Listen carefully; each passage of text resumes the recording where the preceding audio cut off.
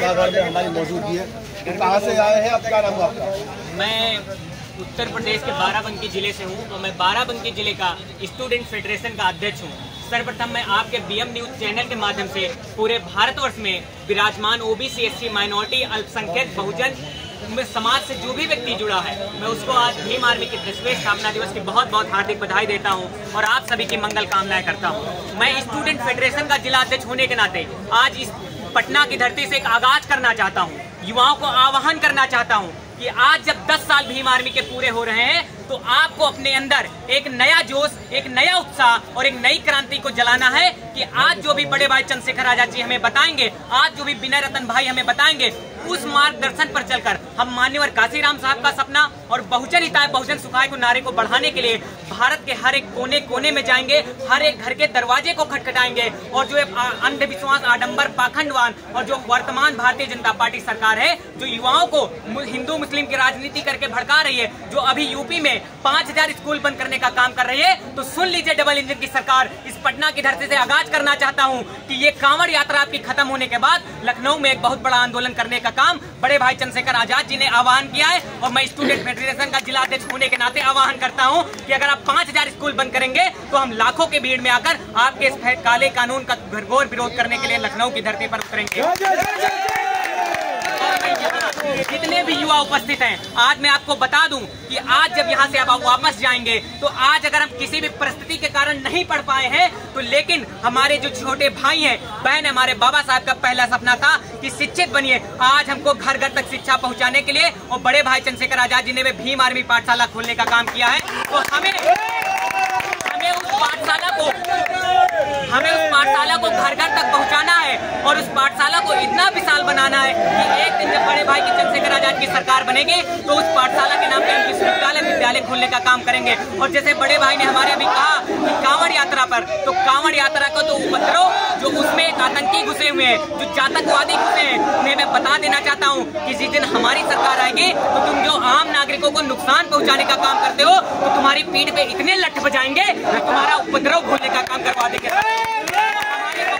के लोग हैं जिन पर तुम आज जाति भेदभाव करके उनको मारने का काम करते हो, उनको रोडों पर चलते हो तो लोगों को डिस्टर्ब करने का काम करते हो। अरे हम आपकी धार्मिक भावनाओं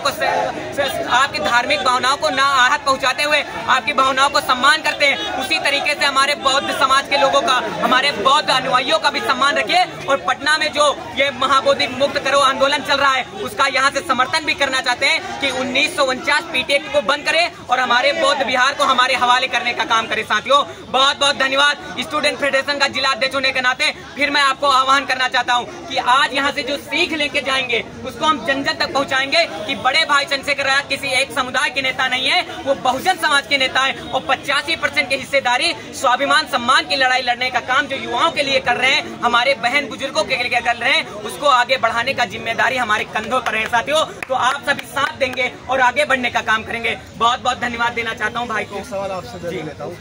चंद्रशेखर आजाद पर ये आरोप है, आरोप बहुत सारे हैं लेकिन एक आरोप पर मैं आपसे बात कर लेता हूँ कि चंद्रशेखर आजाद जो है बहुजनों का संघर्ष रहा, जो राजनीतिक दल बने उनको कहीं ना कहीं खत्म करने के लिए चंद्रशेखर आजाद प्रयोग किया गया। जैसा कि आपने सभी ने देखा होगा,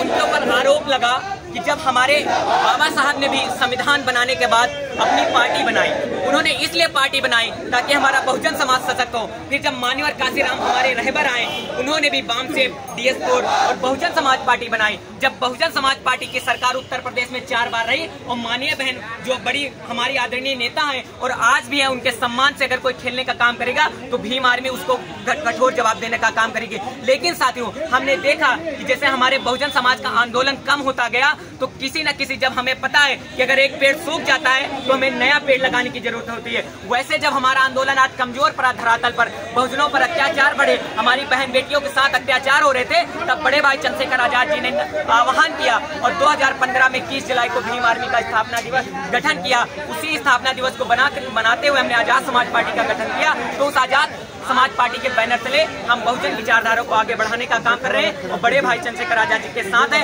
भीम आर्मी बाराबंकी की टीम पूरे साथ है और पूरा ये युवा जो भारत में है, आने वाले समय में हम आपको साथ जोड़ने का काम करेंगे। और ये मैं वादा करता हूँ पटना की धरती से कि दिल्ली के गद्दे पर अब बहुजन ही नेता बैठेगा। इसके लिए या तो आर पार की लड़ाई लड़ने के लिए हम तैयार हैं।